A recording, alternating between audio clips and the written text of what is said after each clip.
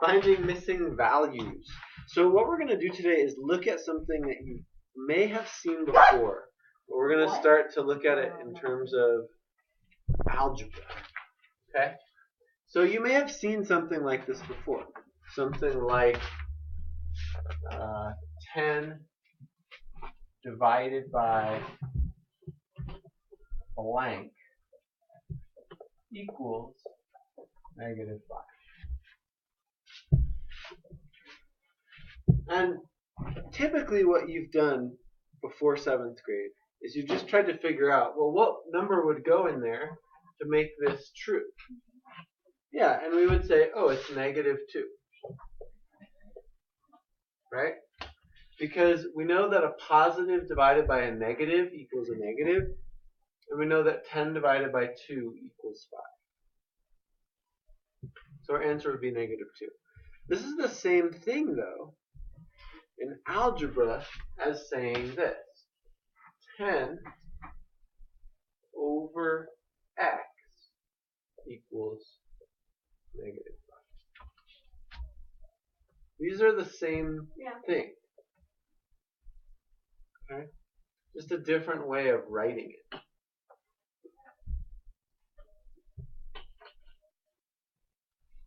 And there are ways to solve this algebraically as well.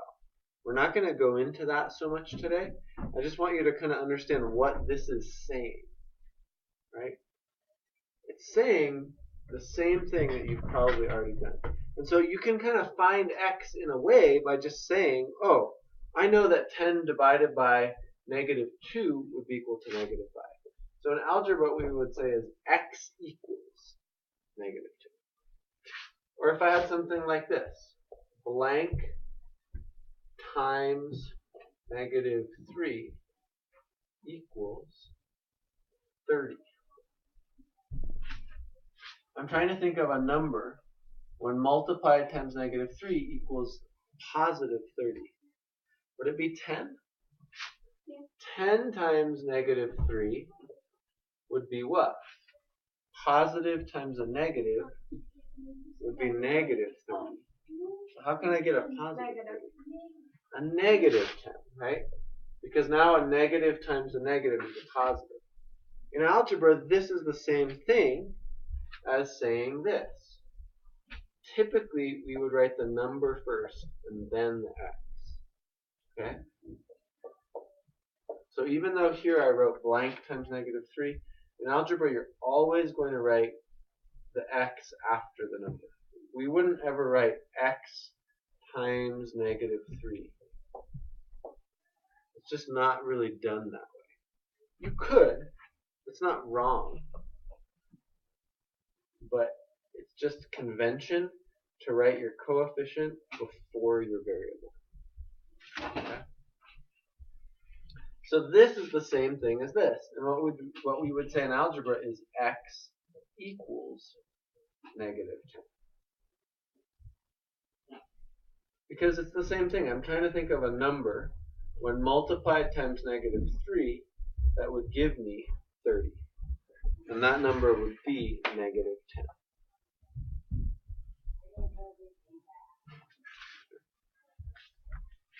Let's look at a couple more examples.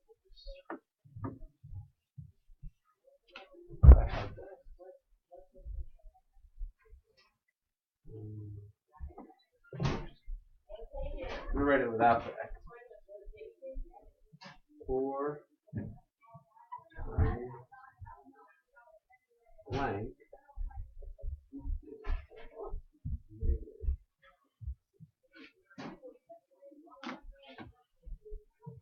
4 times what number would equal negative 16?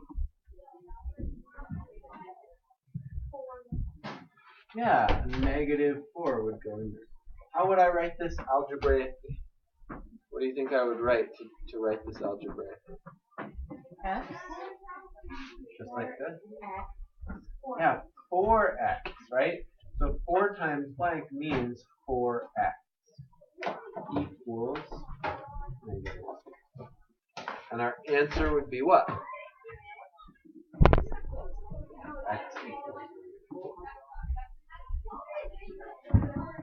So finding missing values, this thing that you've probably, how many of you have, raise your hand if you've done this before?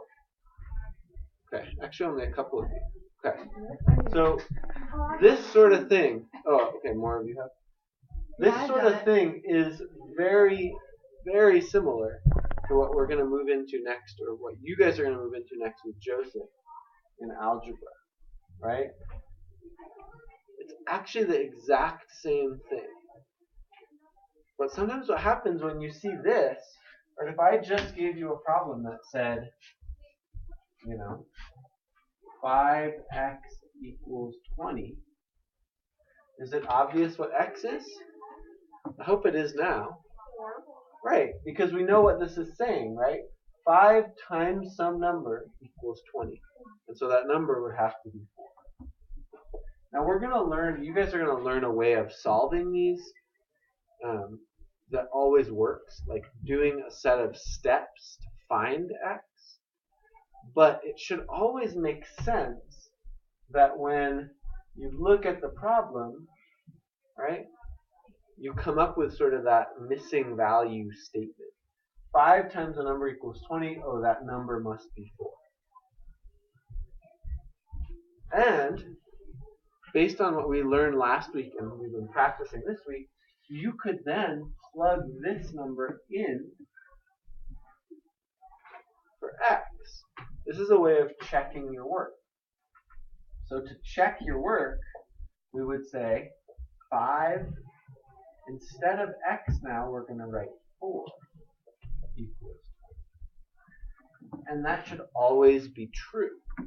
If it's not true, then you know you made some sort of a mistake up here. Right?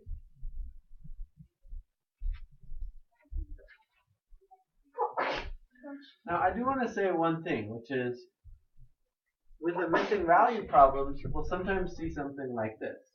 -6 times -7 equals blank.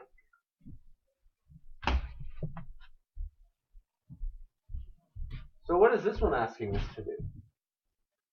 Just find the... Yeah, we're just kind of multiplying these two numbers, which is what? Negative times a negative becomes a positive. 6 times 7 is 20. There's not really a great way to translate this into algebra. I mean, technically I could write it something like this. But you're not going to see a lot of problems like this, just so you know. If you did, you would just say, oh, I can simplify this side. That's 42 equals x. But x is typically used as sort of when a number is missing. And you kind of have to, right, reason it out and figure out, oh, what would go there, not just when you're multiplying two numbers. Find it. All right, let's do some practice.